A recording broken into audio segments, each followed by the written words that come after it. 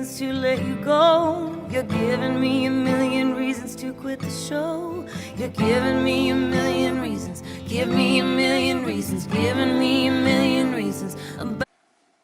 Can you imagine your husband or partner abandoning you at a party that's more than 30 miles away from home just because you were talking to a guy that he works with?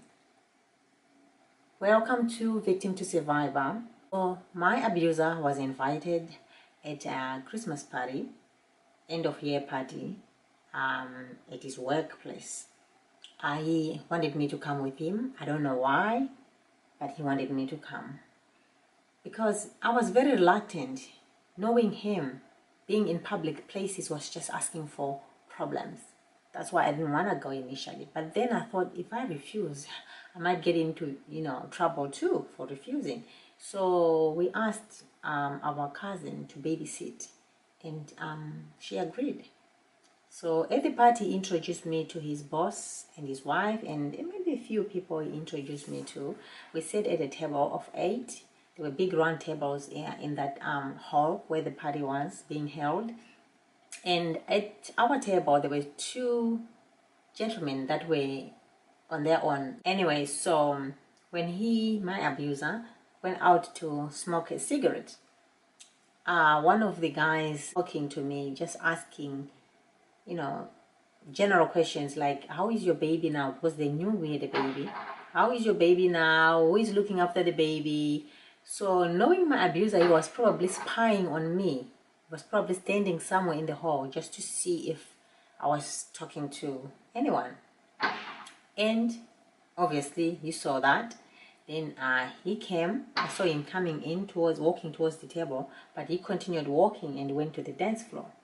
Then he started dancing. So I followed him to the dance floor and tried to dance with him, but he just ignored me. You know when you try to dance with someone and they just kind of turn around, make you feel stupid? Like, no, I don't want to dance with you.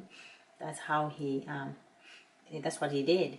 Then he started walking towards the exit. So I followed him because I knew that something was up. So I followed him outside. He walked to the parking lot and lit a cigarette. Then he said to me, "What were you guys talking about? You are a married woman. You shouldn't be talking to people, like men you don't know. These are my co-workers. You don't even know them." I didn't know what to say. So I just said, we're just talking about, he was asking me how old is our baby and who was watching the baby. And he put out his cigarette on my cheek, my right cheek. Then after that, he started running towards the car. So I took my shoes off, heels off, started running after him, but I wasn't fast enough because he just got into the car and drove off and left me. So now I was worried about how am I going to get home and who am I going to ask to give me a ride, because I had to be careful who I asked for a ride, right?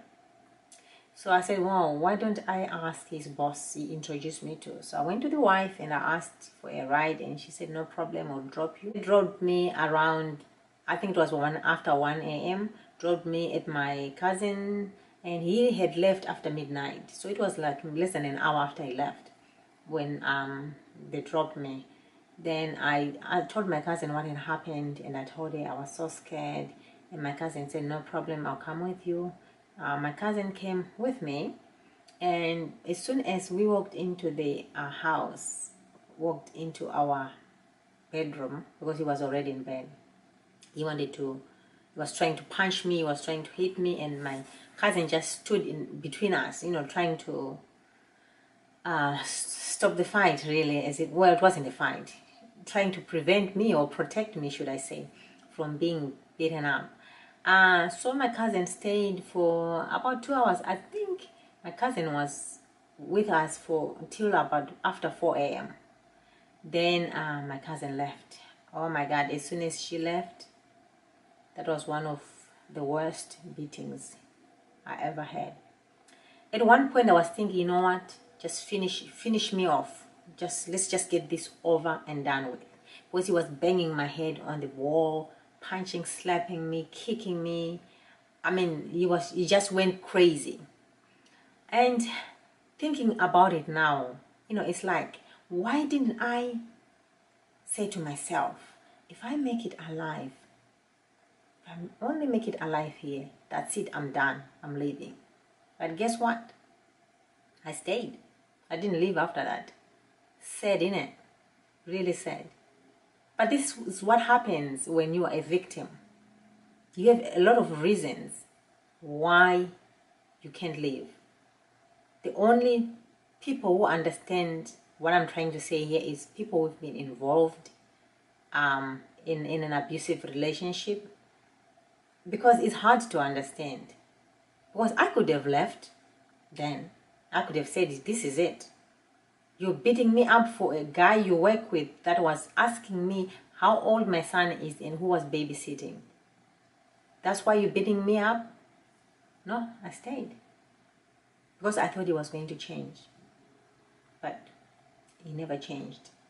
Anyway, so that's all I'm going to share with you today. And as I continue to share my journey from being a victim to survivor, please, I hope you stay around and don't forget to comment, like, and subscribe. The link is down below. Thank you for watching, and I'll see you next Saturday. Bye.